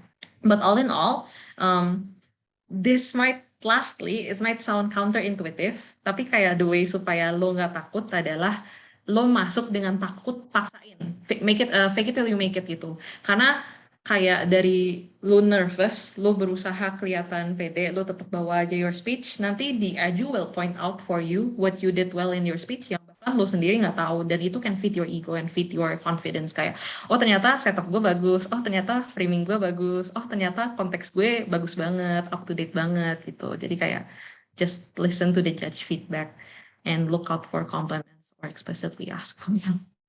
That's also another thing you can do. Tapi kayak Gard, if you have more about time management sama nervousness ini. Oh, kalau nervous, gini guys. Nafas 5 detik, tahan 5 detik, terus hembuskan 5 detik lagi. Terus sudah. Biasanya itu yang aku lakukan kalau aku nervous ya. Tapi kayak tips aja. Breathing exercise. Dah. Next question. Apa mana? Tak cari. Cara biar panik udah. Bagaimana ada musuh di pengetahuan kita udah. Ya, expect tips. CB second speaker ya. Kalau di AP, aku juga second speaker BTW. Aku jawab ya, guys. Second speaker tuh kerjaannya adalah kalau di AP memberikan argumen ke first speaker. Jadi, ketika di AP first speaker tuh raja. Dia harus kelar dulu case building, mau seancur apapun first speaker harus udah siap dan maju dengan case yang udah jadi. Jadi udah ada argumen yang pas, setup yang benar, udah ada preemptif dan lain sebagainya. Kalau kalian nggak nemu argumen apapun, tapi first speaker nemu argumen, terus jangan kasih ke first speaker-nya, dosa. Second speaker tuh harus ngasih argumen ke first speaker, sampai dia first speaker udah siap, udah bilang, oke, gue cukup. Baru first speaker yang bawa. Terus argumen, terus first speaker, second speaker ngapain kayak gitu? Yang pertama, bantu first speaker nentuin clash, nentuin argumen. Ketika first speaker udah jadi kelar, baru kamu bikin extension. Tapi extension ini nggak extension asal extension ya. Extensionnya harus disesuaikan dengan clash yang mungkin terjadi, pertikaian yang mungkin terjadi dalam debatnya itu apa sih? Dan apa aja poin-poin yang harus aku siapin di battle-nya supaya nanti third speakerku nggak kewalahan. Nggak harus nyanggah semuanya gitu loh. Jadi itu posisinya. Dia unik karena posisi itu di tengah. Dia bisa ngarahin debatnya tuh kemana gitu loh. Dan nggak bakal telat kayak third speaker. Jadi dia memperjelas poin first speaker dan membantu third speaker dalam menyisir argumen. Gitu sih. Oke. Nambahin ya, guys?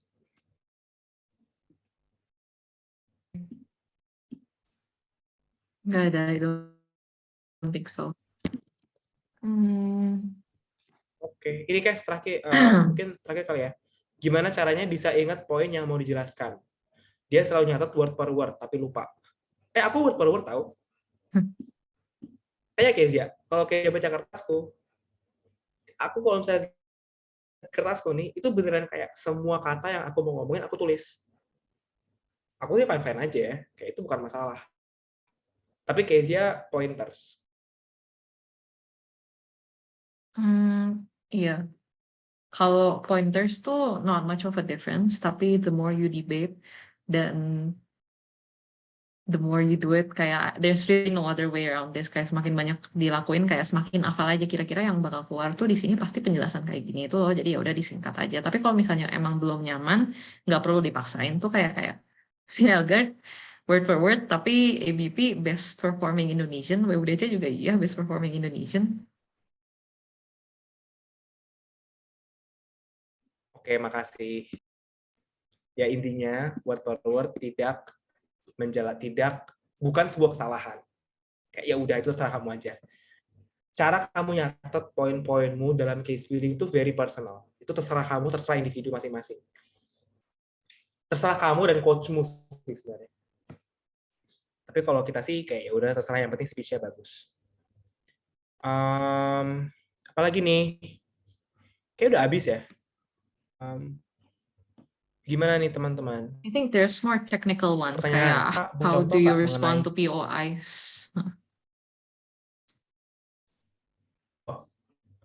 Ini case yang tentang CB. Gimana hard stance, soft stance, dan mengubah status quo itu gimana ya? Dari Valen. Half stance. Ya, jadi guys, orang ahli. Half stance tuh, that's generally why biasanya tuh the general popular opinion adalah for you to take a hard stance untuk buat perubahan segede mungkin. Jadi kayak kalau misalnya mau ban sesuatu atau kayak melarang adanya beredarnya sesuatu, melarangnya tuh nggak bakal nanggung-nanggung. Supaya nggak setengah-setengah, oh pengen menang ini, pengen menang itu. Tapi kayak generally supaya nggak half stance adalah kan kayak itu trade off. Kalau misalnya kalian mau champion, mau menjelaskan ada keuntungan tertentu, kalian harus bisa melepas keuntungan lain yang buat mereka penting. Contohnya maksudnya apa ya, yang kayak oh gimana nanti kalau identitas orang-orang yang ada di dalam burn book itu tuh nggak consent gitu. Misalnya jadinya mereka ketahuan if they are still in the closet, if mereka misalnya ternyata pernah ngebuat hal jahat yang belum ketahuan sama orang lain atau apalah apa yang ada di dalam burn book itu. Ya kalau misalnya itu benefit yang sesuatu yang khas banget buat tim oposisi atau sesuatu yang khas banget buat tim proposisi, ya lepas aja biarin, kalian nggak usah champion itu, nggak usah bawa stance yang oh itu juga bisa kejadian di kita, nggak apa-apa, tapi kalian harus bisa ngejelasin kenapa hal yang di-champion sama mereka dan yang nggak termasuk di dalam stance kalian itu emang bukan sesuatu yang penting in the first place, bukan sesuatu yang kalian pengen menangin, bukan sesuatu yang harus dijagain segitu parahnya. Makanya to avoid hard stance aja selalu siapin kayak there's going to be stance yang sedikit lebih susah yang kayak how do you defend people's deaths, how do you defend ini, tapi there will always be a way around that. Hal-hal yang kayak consistency, hal-hal yang kayak for the greater good, long term, short term benefit, principle, historical precedence, there's a lot of things dan berbagai macam penjelasan yang bisa dipakai untuk melindungi argumen, melindungi keuntungan dari kasus kalian gitu. Jadi kayak rather than half stance, just go hard, kayak apa yang emang udah jadi jelas-jelas merupakan keuntungan dari kasus lawan kalian, ya nggak usah kalian ambil di dalam kasus kalian, biarin aja itu buat mereka, kayak biarin mereka nge-champion misalnya, oh nggak ada yang mati, tapi kayak at least gitu, di kalian prinsipnya konsisten atau something like that. Ada lagi ya yang baru ya? Kak, tolong bantu tanya dong gimana caranya kalau saat interupsi kita nggak tahu buat jawab interupsinya dan akhirnya kita terdiam. Jadi mau ngingetin aja gini, satu, kalau kalian jadi orang yang ngasih interupsi, kasih interupsinya yang ada hubungannya sama poin mereka, supaya mereka juga ngasih jawaban yang benar.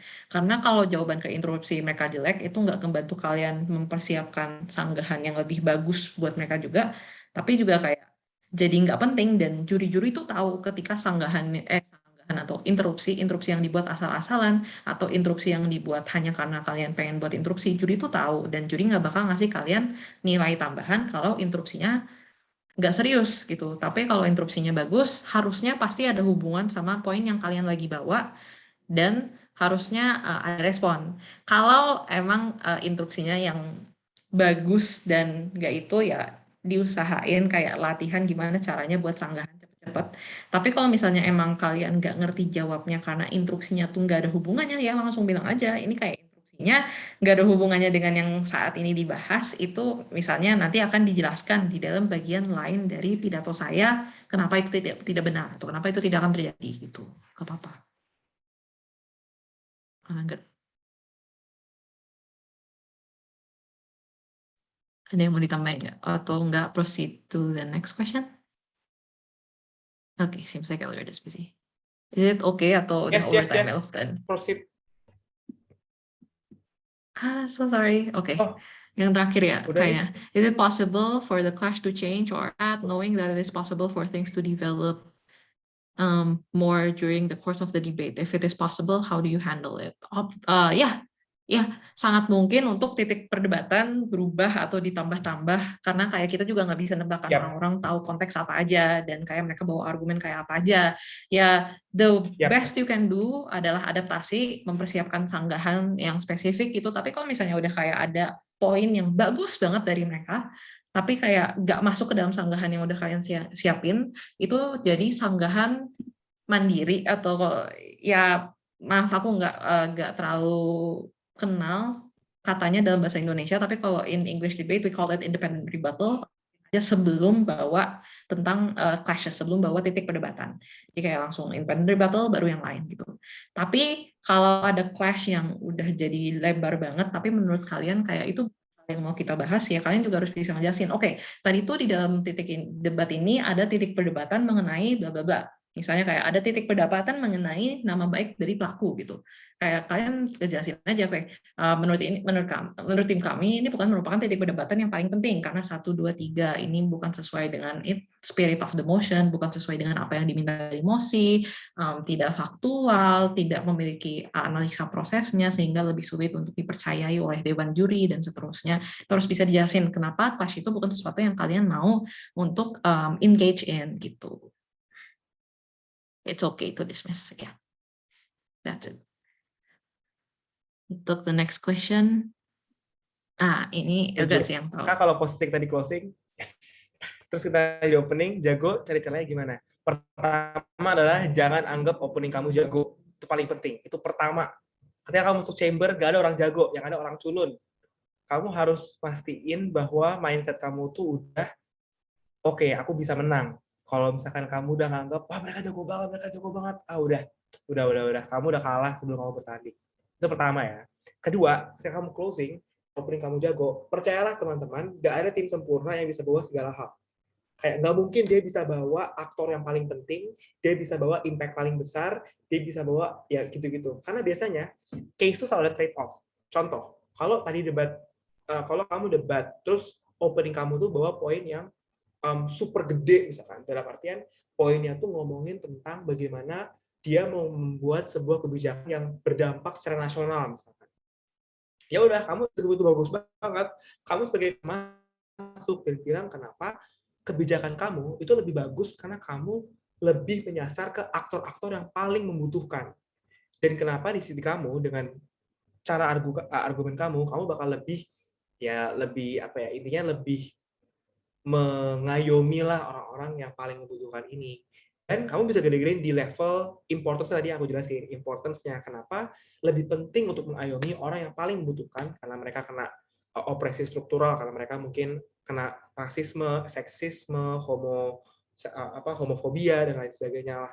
Dan akhirnya kita penting untuk lebih mengayomi mereka dibandingkan dengan orang-orang lain yang opening berusaha untuk bawa. Jadi cari aja celahnya, apa yang mereka nggak bawa, level of importance yang beda, masuk ke situ, gedein. Gitu deh. Sudah. Pertanyaan, Kak, kalau stop bikin closing yang perfect gimana? For conclusion. Nggak ada closing yang perfect ya. Sama kayak nggak ada tim yang perfect, nggak ada juga closing tim yang perfect. Pasti ada, ya udah. Tapi bagusnya adalah closing itu strukturnya, kalau menurut kita ya, 3 menit case. Jadi kayak speech kamu itu 3 menit itu kamu bawa case.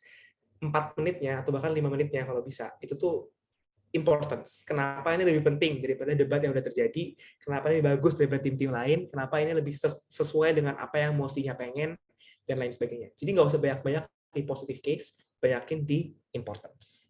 Sudah friends, silakan Meloftan, take it away.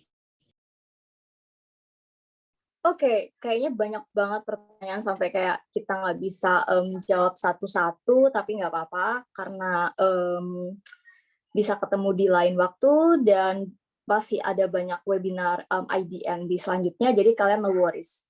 Oke, makasih Kak Kesgard, dan tapi ada lagi nih terakhir banget. Terakhir banget kesan Kak Kesgard as debater dan pesan juga buat debater yang kayak bahkan newbie banget masih baru dan mau terjun ke karir debatnya seperti apa? Silahkan.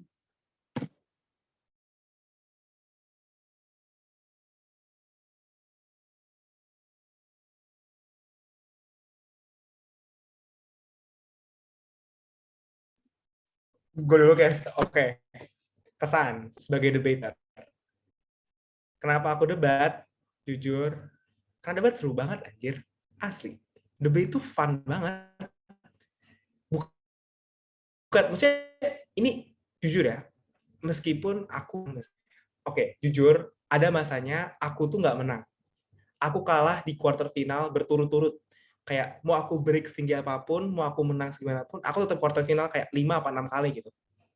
Tapi aku tetap debat, karena kayak menurutku seru banget. Kayak bikin argumen tuh seru, mikirin clash-clash cantik seru, bikin opening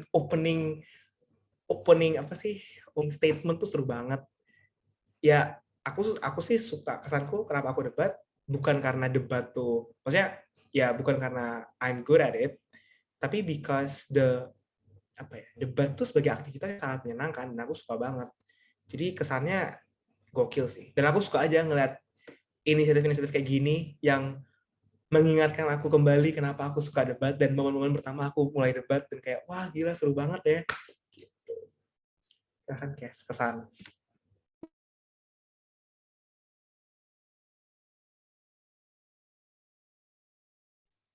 Oh, kesan-kesan ya. Kesannya kayaknya seneng to know that debaters currently masih aktif and kind of masih semangat untuk debat, karena recently I think the concern of several people adalah participation in competitions are going down.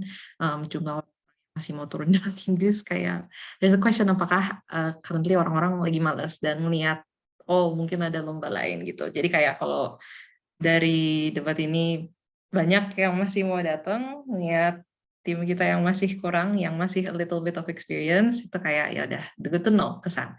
Tapi pesan, I think kayak don't stress it out too much. Everyone has different reasons kenapa mereka teman debat. Kayak semua orang alasannya mereka pengen debat-debat beda. Kalau kalian di sini karena kalian pengen menang, bawa sertifikat, bawa piala untuk nambah di CV buat nanti kerjaan, itu nggak apa-apa. Kayak terus aja kayak semangat, sustain, restrain yourself, sempetin istirahat, kasih jarak waktu, jangan kebanyakan, istirahat juga biar nggak burn out. Sampai bisa dapat yang kalian pengen. Tapi kalau kalian pengen ngelakuin itu for other things, kayak meeting people yang ketemu mirip sama kalian, atau pengen kayak explore more, kira-kira gue bisa convince orang sebanyak apa sih, that's also a valid thing to do. Kayak you don't have to follow a certain set of rules. Kayak as a debater lo nggak usah minder nanti kalau misalnya kayak oh belum menang-menang yang lain gitu-gitu, kayak ya udah just keep debating, eventually juga menang kok, eventually you'll get your time. Case building aja kayak it won't be perfect the first time. I mean, you know how hard it was kayak the first time we had to adjust to 15 minutes, tapi kayak the more you do it, the more you get the hang of it, it's going to be easy, and kayak you're gonna earn trophies like it was just drinking water. Although we haven't, but like I'm sure you guys could. I'm sure you guys could. Yeah. Yeah. Oh, satu lagi pesan. Dan I think it's important juga untuk tidak get lost in sport ya. Kayak maksudnya debat tuh seru banget, debat tuh fun, tapi debat tuh bukan segalanya gitu loh. Jangan ngorbanin pendidikan lu buat debat, jangan ngorbanin kerjaan lu buat debat, jangan ngorbanin pertemanan lu buat debat. Kayak ada banyak hal di luar debat yang sama pentingnya, bahkan if not more, yang lebih penting daripada debat. Tapi in the same time, kalau debat bikin lu bahagia, lu senang debat, ya udah debat aja. Asli debat tuh, maksudnya debat tuh kalau ada yang ngomong nih, jangan debat, kamu mau jadi apa? Anjir, lu tunjukin lah debater-debater Indonesia yang sekarang kerjanya bagus-bagus. Yang kayak maksudnya itu tuh ngelatih kalian juga dalam critical thinking, ngelatih kalian dalam business instinct dan lain sebagainya. Jadi itu bagus juga for your education, for your work.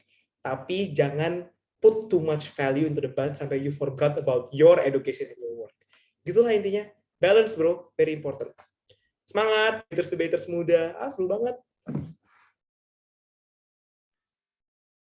Oke, ya seru sekali udah kita tuker-tukeran dan sharing juga, dan ternyata sampai akhir banyak banget pertanyaan-pertanyaannya. Kalian jangan khawatir, karena IDN masih punya other webinar di next-nya, jadi kalian masih bisa ketemu kita lagi. Untuk itu, terima kasih banyak kepada Kak Kesdar dan semua partisipan yang sudah stay sampai akhir acara, dan jangan lupa untuk isi link presensi itu, karena itu akan digunakan kebutuhan sertifikat dan lain sebagainya. Untuk itu, terima kasih dan selamat malam. Jangan lupa terus kepoin di IDN dan IDSUI juga tentunya ya, karena di sana juga bakal banyak event-eventnya dari Kak Kesgard dan other debater lainnya. Bye-bye guys, see you again. Thank you everyone, semoga berguna ya. Kak. Thank you, Kak. Thank you so much, Kak.